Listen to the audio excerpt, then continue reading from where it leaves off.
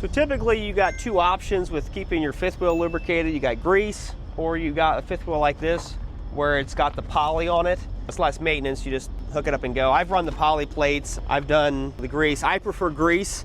A lot of guys don't like grease because it's kind of messy. Good way I've found to have it be less messy, and you can keep a tube in your truck. They make those little packs with grease in them, but there's hardly any grease in them, and to get it spread out, you really can't do that. But it works pretty good to get a tube like this, and you can just hit it against. You can keep it in your truck. I prefer grease because I think it's slicker than poly's ever gonna be. And one of the big reasons to have a super slick fifth wheel is if it's winter time, and there's some pretty thick grease here. If you had thinner grease, it'd be better, but it's like a moly grease. So it's coming out a little harder than it would.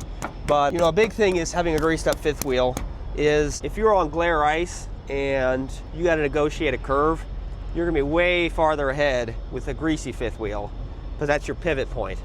And if you got poly, that might be the difference between going straight or making the curve. So yeah, I prefer grease. It's kind of old school way, but a good way to grease your fifth wheel, just take a tube of grease like that and keep it in your truck. It's a good option.